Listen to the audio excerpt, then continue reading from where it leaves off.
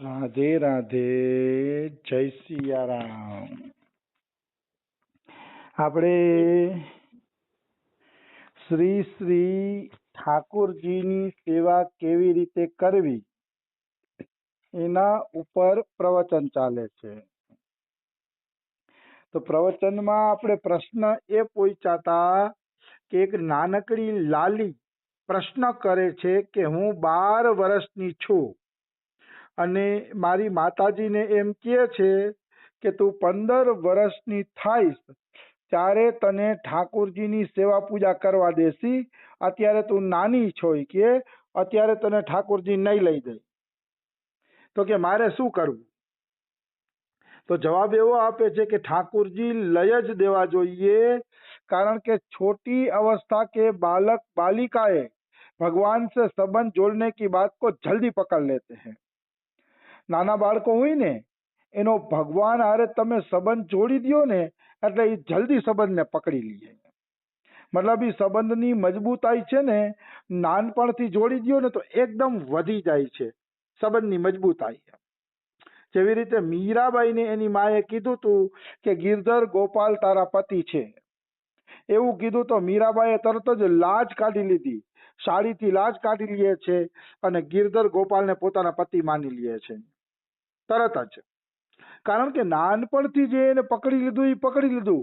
મેરે તો ગિરધર ગોપાલ દૂસરો ના કોઈ, મતલબ મારા તો ગિરધર ગોપાલ છે, બીજું કોઈ મારું છે જ નહીં.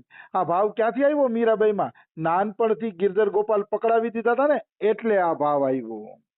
પછી મીરાબાઈએ જિંદગીમાં બીજા કોઈ પુરુષને પતિ માન્યો જ નહીં, કારણ કે નાનપણથી જ એની પ્રીતિ જોડી દીધી ને બચ્ચું એકવાર પકડી લે ને એટલે પૂરેપૂરા ભગવાનને પકડી લે.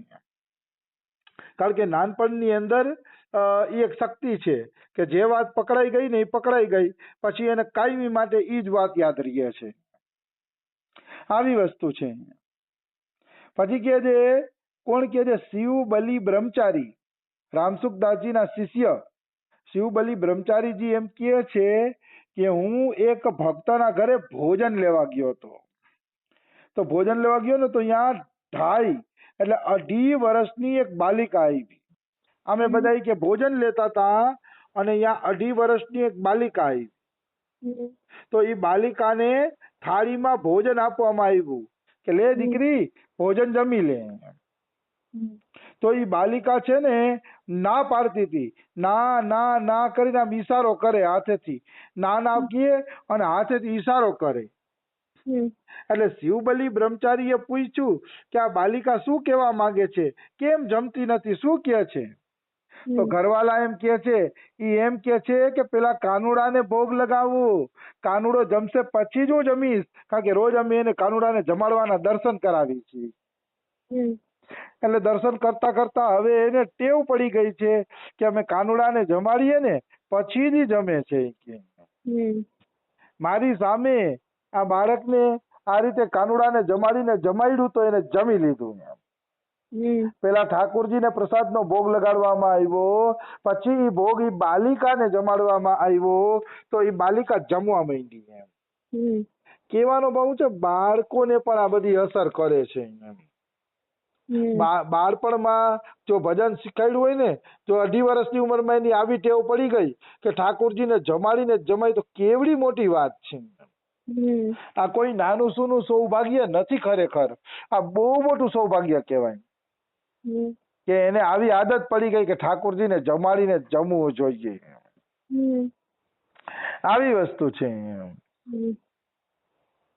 તો આ રીતે નાનપણમાં પડેલા સંસ્કારો છે એ કામ આવતા હોય છે.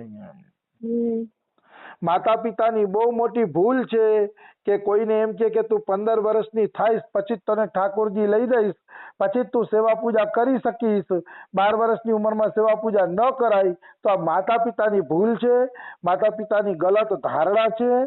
આ ધારણા જેટલી મજબૂત બનાવશે ને એટલું છોકરું દુઃખી થશે અને સંસ્કાર વગરનું બનશે. એટલે છોકરાઓને સંસ્કારી બનાવવા હોય તો નાનપણથી જ ઠાકોર સેવામાં એમને લગાડી દેવા જોઈએ. આવી વસ્તુ છે. એક દોહો આવે છે, છોટે બાલક ખેલ में गिरधर राखे साथ याही उपाय सुधार का प्रभु पकड़ेंगे हाथ. નાનકડા જે બાળક હોય છે ને એ ગિરધર ગોપાલને સાથે રાખે છે અને આ જ એના સુધારાનો ઉપાય છે કે પ્રભુ એનો હાથ પકડી લે છે. નિશ્ચિત પ્રભુ હાથ પકડી લે છે, એમાં કોઈ એટલે કોઈ શંકા નથી. બાળપણનું ભજન એટલું બધું તીવ્ર હોય છે. પછી હું કહે છે, मैं तो लड्डू गोपाल की सेवा पूजा करती थी, उन्हें अपना बेटा मानती थी, तो फिर मेरा बेटा क्यों मर गया? આ એક બેનનો પ્રશ્ન છે કે હું લડ્ડુ ગોપાલની સેવા પણ કરતી હતી, લડ્ડુ ગોપાલનું ભજન કરતી હતી અને એને છોકરો માનીને ભજન કર્યું, તો મારો દીકરો કેમ મરી ગયો? તો એનો જવાબ આપે છે, असली बेटा तो लड्डू गोपाल ही है जो कभी बिछुड़ता नहीं, कभी मरता नहीं. મતલબ ખરેખર આપણા અસલી દીકરા તો લડ્ડુ ગોપાલ જ છે. અસલી દીકરા તો ભગવાન જ છે, જે ક્યારેય મરતા નથી, ક્યારેય બિછુડતા નથી. जो जन्म लेने वाला बेटा है वह तो जन्म ने मरने वाला ही है. उसकी सेवा करो, पढ़ाओ लिखाओ, विवाह करो, शादी करो, पर उसे चाहना मत रखो. चाहना रखने पर दुखी मिलता रहेगा. મતલબ આપણે એમ થાય ચાલો લડ્ડુ ગોપાલ આપણા અસલી દીકરા છે, તો આપણે એની સેવા કરી, પૂજા કરી, ભક્તિ કરી, ચાલો ખૂબ આપણે એને લાડ કરીએ. તો પછી આપણા દીકરાનું શું કરવું કે જે આપણા દીકરા છે? તો કે એને ભણાવો, ગણાવો, હોશિયાર બનાવો, નોકરીએ લગાડો, લગ્ન કરો, એ બધું તો કરો તમે કે, પણ એની પાસે કોઈ આશા ન રાખો, કારણ કે એ ગમે એમ તો જીવવા મરવા વાળો છે, એટલે એની પાસે આશા નહીં રાખવાની, કર્તવ્ય બધાય કરવાના. આશા કેવળ લડ્ડુ ગોપાલ પાસે રાખવાની, કારણ કે લડ્ડુ ગોપાલ એક જ એવા છે કે જે કોઈ દી મરતા નથી ને સદાય માટે પુત્રનો સાથ નિભાવે છે.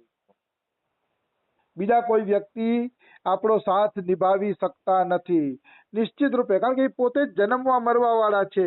એ શું આપણો સાથ નિભાવશે?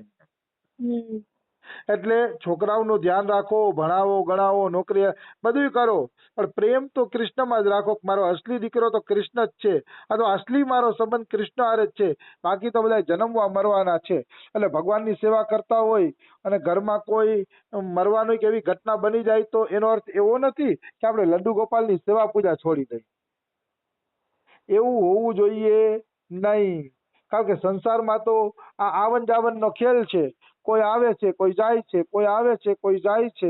એ ખેલમાં, એ ચલાચલીના ખેલમાં આપણે ક્યારેય ભગવાનને ભૂલી જવા જોઈએ નહીં. એટલે આ બેને જે પ્રશ્ન કર્યો ને, ભલે ને દુઃખના કારણે પ્રશ્ન કરી લીધો, પણ વાસ્તવમાં તો ભગવાનની ભક્તિ કરે ને એનું અમંગલ કોઈ દી થતું જ નથી. આ તો ક્યારેક કોઈ એવું પ્રારબ્ધ આવી જાય તો એવું બનતું હોય, નહીતર અમંગલ થતું જ નથી. ઉગા સોઈ આથ में फूला सो कुमलाय, चिड़िया देवल ઢહ પડે, જાયા સો મર જાય. આ વૈરાગ્ય વધે ને એટલા માટે આવા વાક્ય આવે છે. ઉગા સોઈ આથમે, આમાં 3 ઉદાહરણ આપ્યા છે કે સૂર્ય ઉગે છે તો સૂર્યને ફરજિયાત આથમવું પડે છે. જે ઉગે એ એક દિવસ આથમી જ જાય, એમ જન્મે એ એક દિવસ મરી જ જાય. એ ફાઇનલ વાત છે. અને ફૂલા સો કુમલાય, જે ફૂલ ફૂલી ગયું છે, ખીલી ગયું છે, એ કરમાઈ પણ જાય છે, નિશ્ચિત કરમાઈ જાય છે. અને ચીણિયા દેવલ ઢહ પડે, દેવલ એટલે મંદિર કયો કે ઘર કયો, ચણેલું મંદિર, ચણેલું ઘર પણ એક દિવસ ઢહ પડે એટલે પડી જાય છે. અને જાયા સો મર જાય, જે જન્મ લે છે એ મરી જ જાય છે. એટલે એમાં લડ્ડુ ગોપાલને દોષ દેવો જોઈએ નહીં. આવી વસ્તુ છે.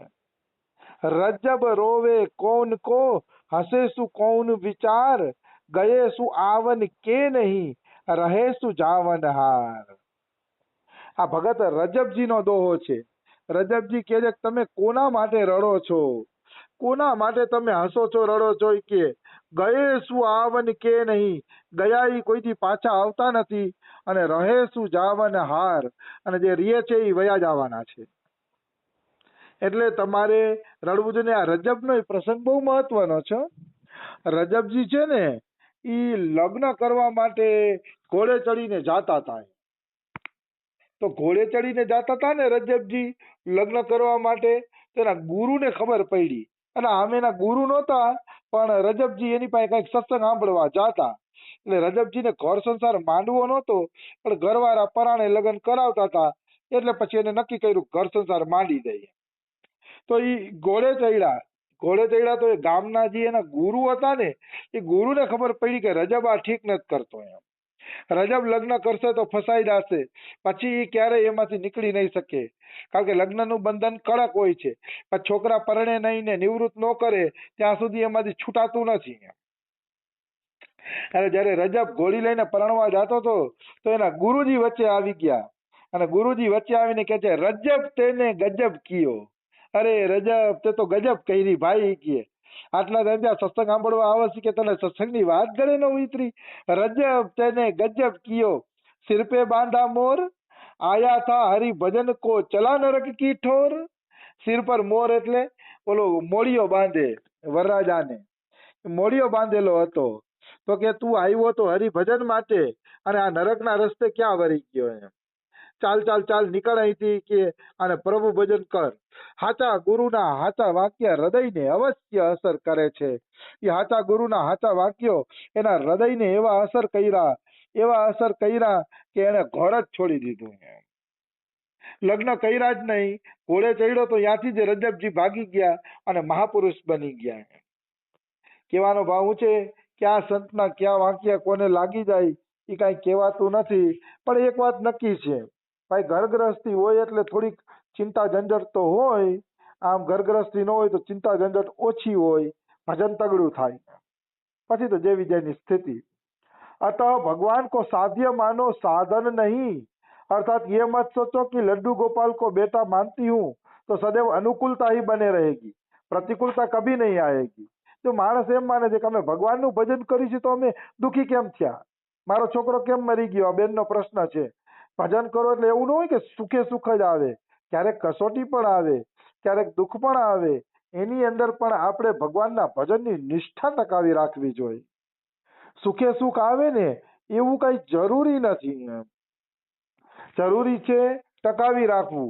ક્યારેક દુઃખ આવે, તકલીફ આવે, એવું પણ આવે, પણ એટલું જરૂર છે ગમે એવા દુઃખમાં ભગવાનનો કોમળ હાથ તો તમારી ઉપર હશે જ. જેમ કુંભાર માટલાને ઠોકતો હોય ને કે આ પાકું થઈ ગયું કે નહીં, તો નીચે હાથે રાખતો હોય જેથી માટલું ફૂટી ન જાય, કારણ કે કુંભારે કાળી મહેનત કરીને માટલું બનાવ્યું છે, ફૂટી જાય એવું થોડું કરે. એમ આપણે મનુષ્ય શરીર ભગવાને અતિ કરુણા કરીને આપ્યું છે, તો આ શરીર નષ્ટ થઈ જાય એવું ભગવાન થોડું કરે. એમ કબ હુક કરી કરુણા નર દેહી, દેત ઈસ બિનુ હેતુ સનેહી. ઈશ્વરે ક્યારેક કરુણા કરીને મનુષ્ય શરીર આપ્યું છે તો એ શરીર નષ્ટ થઈ જાય એ ભગવાનને ગમતું નથી. ભગવાનને પણ નથી ગમતું કે મનુષ્ય શરીર નષ્ટ થઈ જાય. એટલે ભગવાન આને સરખી રીતે સંભાળ રાખે છે. હવા, પાણી, ખાવાનું બધું ભગવાન આપે છે, જેથી આપણે પ્રભુનું ભજન કરી શકીએ. આવી વસ્તુ છે. એટલે મનુષ્ય શરીરમાં બધી યોગ્યતા છે. એટલે એમ નહીં માનવાનું કે ભાઈ અનુકૂળતા જ આવે, પ્રતિકૂળતા આવે જ નહીં. પ્રતિકૂળતા એ ક્યારેક આવતી હોય છે. એવી ગલત ધારણા મનમાંથી કાઢી નાખવી જોઈએ કે લડ્ડુ ગોપાલની સેવા કરી છે એટલે જ અમારો છોકરો મરી ગયો. એવી ગલત ધારણા કાઢી નાખવી જોઈએ, રાખવી ન જોઈએ. આવી વસ્તુ છે. મનુષ્યને ઘરમાં ચોરી થઈ જાય, નુકસાન થાય કે એવું કઈ થાય ને એટલે એમ કે લ્યો અમને ભગવાનના ભજનનું હું ફળ મળ્યું. હું નોકરી કરતો હતો એક શિક્ષકે મને કીધું કે મારે 2 દીકરી હતી, ત્રીજી દીકરી આવી, લ્યો ભગવાનના ભજનમાં મને હું ફળ મળ્યું કે ભગવાને દીકરો ન દીધો. હું પછી એને કઈ બોલતો નહીં, જવાબ ન દેતો, પણ હસતો કે ભાઈ તમે કયો એમ ભગવાન ન કરે. ભગવાન એની મરજીથી, અને એની મરજીથી કરે ને ભગવાન, એ હોય મંગળમય. તમે જોજો તમારા વિચાર્યા કરતા ભગવાને જયારે વિચારીને કઈક કર્યું હશે ને તો એ છે ને મંગલમય હશે, નિશ્ચિત મંગલમય હશે. આપણું વિચારેલું તો શુદ્ર સ્વાર્થથી ભરેલું હોય, પણ ભગવાન જયારે આપણા માટે વિચારે છે અને આપણી વ્યવસ્થા કરે છે ત્યારે પરમ મંગલમય વ્યવસ્થા હોય છે. પછી એના જેવી મંગલમય વ્યવસ્થા બીજી એકેય હોય જ ન શકે. એ મનુષ્ય બિચારો છે ને જાણી નથી શકતો. આવી વાત છે. તો સમય થઈ ગયો છે, આ પ્રશ્ન અધૂરો છે, એ કાલે લઈ લેશી. રાધે રાધે, જય સિયા રામ.